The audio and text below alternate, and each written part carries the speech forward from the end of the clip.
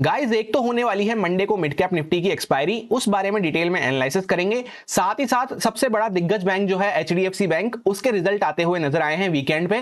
तो मंडे को मार्केट पे उसका क्या इंपैक्ट रह सकता है, किन बातों का हमें ध्यान रखते हुए चलना है, एंड एचडीएफसी बैंक का चार्ट हमें क्या बोल रहा है, उसका प्राइजेक्शन कैसा बनता हुआ जा रहा है, उन सब बारे में भी हम डिस्कशन करने वाले हैं। सो स्वागत है आपका एक और डेली एनालिसिस वीडियो में। सबसे पहले मिड कैप निफ्टी के चार्ट को चेकआउट कर लेते हैं कि क्या यहाँ पे एक्सपायरी के लिए हमारे लिए कोई अपॉर्चुनिटी बन रही है या फिर नहीं। जैसा आप देखेंगे डेली टाइम फ्रेम पे सबसे पहले इसकी कैंडल देखते हैं हम। तो यहां पे चैनल पैटर्न के अंदर हम घूम रहे थे, इसका ब्रेकडाउन करने के बाद यहां पे मार्केट अच्छा खासा कंसोलिडेट कर रहा था।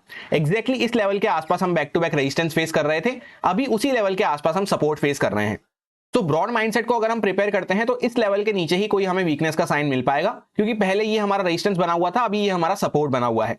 और रही अपसाइड की बात, तो अपसाइड के लिए कोई अच्छा मोमेंटम हमें जब भी मिल पाएगा, जो ये इस तरह से चैनल पैटर्न बनता हुआ आ रहा है, इसके ऊपर मार्केट कुछ ब्रेकआउट करना चालू करता है। जब अभी एकदम हम यहाँ पे बीच में फंसे हुए हैं इसके, जहां पे बायर सेलर्स दोनों फाइट करते हुए नजर आ रहे हैं।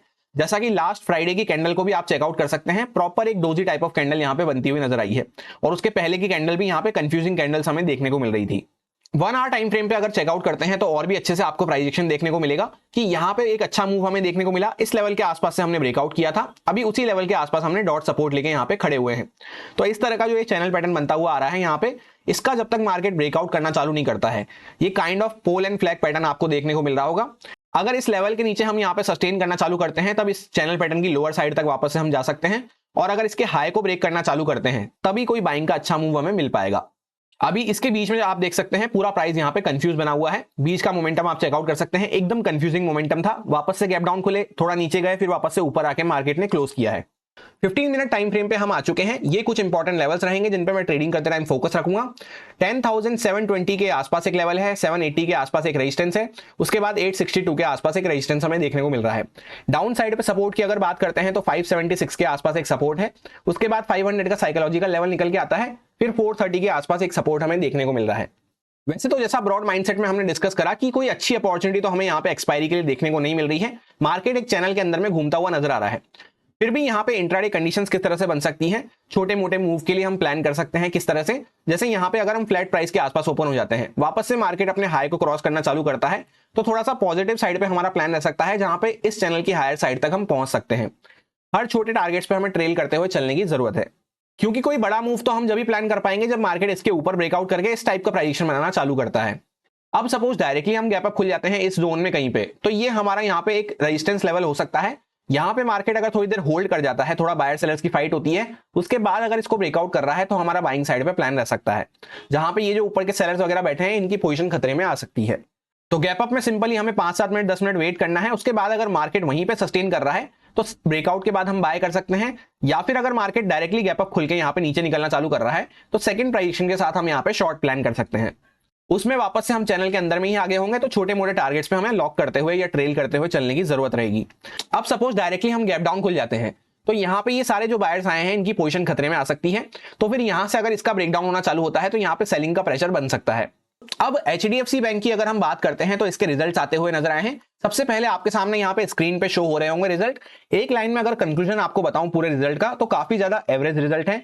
50-50 हम कह सकते हैं, ना ज्यादा अच्छे हैं ना ज्यादा बुरे हैं।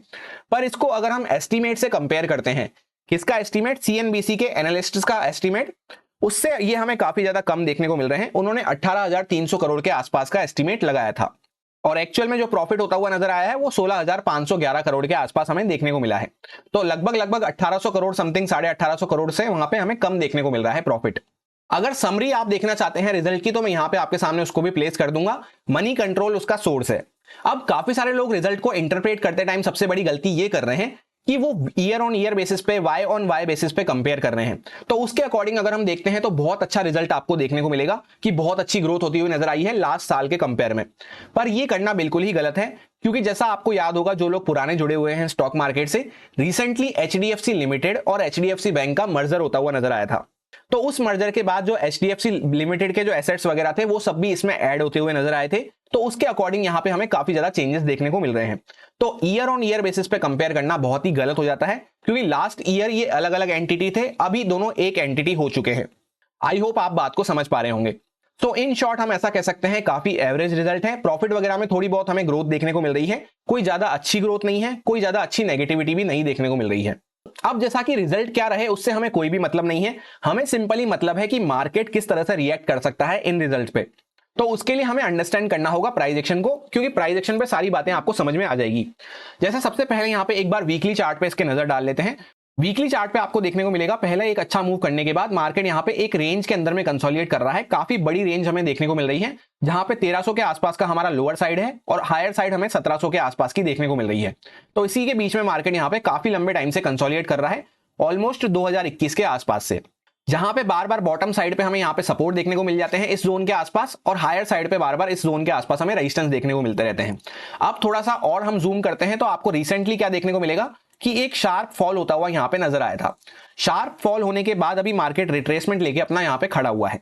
सो ब्रॉडली हम ऐसा समझ सकते हैं कि अभी हम कहीं पे बीच में सेंटर में प्लेस हैं, ना ज्यादा यहाँ पे लोअर साइड पे प्लेस है, ना ज्यादा हायर साइड पे प्लेस है, ना ब्रेकआउट के पास है, ना ही ब्रेकडाउन के पास है, एकदम सेंटर में अभी हम प्लेस्ड हैं। अब हम वापस से डेली टाइम फ्रेम पे आ चुके हैं। तो ये जो 20 पॉइंट का आपको जोन देखने को मिल रहा है, ये हमारा इंपॉर्टेंट डू एंड डाई वाला एरिया है। अगर इसके ऊपर प्राइस सस्टेन करना चालू करता है, एटलीस्ट 1 डे टाइम फ्रेम पे एक क्लोजिंग हमें मिल जाती है, तो यहां से काफी अच्छी रैली के लिए मार्केट रेडी हो सकता है, जहां पे ये जो गैप वगैरह पड़ा है ये भी हमें फुलफिल होता हुआ नजर आ सकता है। सो ये 20 पॉइंट का हमें यहाँ पे एक जोन देखने को मिल रहा है। पीछे भी आप चेकआउट कर सकते हैं, जब भी मार्केट इस जोन के आसपास आया है तब कुछ ना कुछ हमें हरकत देखने को मिलती है। यहाँ पे मार्केट ने सपोर्ट लिया, उसके पहले मार्केट ने सपोर्ट लिया, इस तरह से यहाँ पे पहले हम सपोर्ट लेते हुए चल रहे थे, उसके थोड़ा सा और पीछे आते हैं तो हम रेजिस्टेंस लेते हुए चल रहे थे। तो ये जोन हमारा काफी क्रूशियल जोन हो जाता है। जैसा बार बार आप देख सकते हैं प्राइस जब भी यहाँ पे आता है तो मार्केट में हमें फाइट देखने को मिलती है या फिर सपोर्ट रेजिस्टेंस देखने को मिलते हैं इस जोन के आसपास। इसके ऊपर जब मार्केट सस्टेन करना चालू करेगा तभी ये गैप हमें अच्छे से फुलफिल होता हुआ नजर आएगा। और यूं भी अगर हम प्राइस एक्शन को ना चेकआउट करें तो यहाँ पे जो बड़ा सा गैप पड़ा हुआ है इसको फुलफिल करना इतना आसान नहीं है। इस वजह से यहाँ पे जब भी मार्केट पहुंचेगा तो थोड़ा सा रुक के इस तरह से यहाँ पे हमें रेजिस्टेंस देखने को मिलेगा ही मिलेगा। और इसको भी अगर हम ना चेकआउट करें, फिबोनाची रिट्रेसमेंट लेवल्स के अकॉर्डिंग अगर हम चेकआउट करते हैं, हाई से लेकर एकदम बॉटम को यहाँ पे कनेक्ट करते हैं, तो आपको देखने को मिलेगा जो 0.618 का जो गोल्डन जोन होता है वो भी इसी लेवल के आसपास हमें देखने को मिलने वाला है। इस पूरे जोन में ये 0.61 का लेवल निकल के आने वाला है, क्योंकि यहां से यहां तक ये जो पूरा फॉल हुआ है इसका 0.61 रिट्रेसमेंट यहीं पे कंप्लीट होता हुआ नजर आएगा। तो वैसे भी ये हमारा इंपॉर्टेंट रेजिस्टेंस हो जाता है।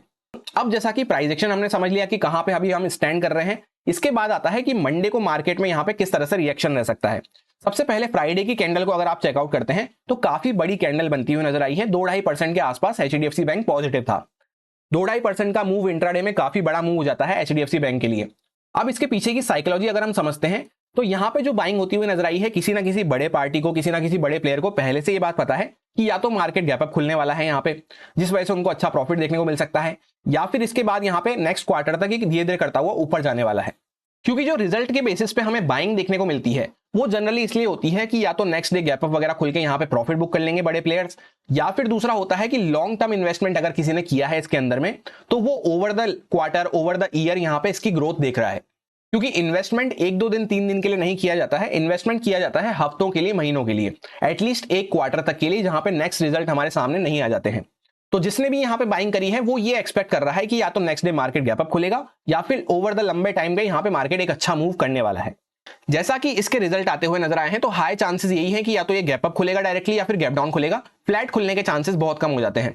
तो गैप अप खुल जाता है तो डायरेक्टली रेजिस्टेंस के आसपास हम खुल रहे होंगे, यहां से ऑलरेडी मूव चलता हुआ आ रहा है, तो यहां पे पहुंच के फिर हम अग्रेसिव होकर बाय तो नहीं कर सकते। अगर इंट्राडे में कोई हमें 15 मिनट टाइम फ्रेम पे, 5 मिनट टाइम फ्रेम पे कोई प्रॉफिट बुकिंग का साइन दिखता है तो उस साइड पे हम माइंडसेट लगा सकते हैं।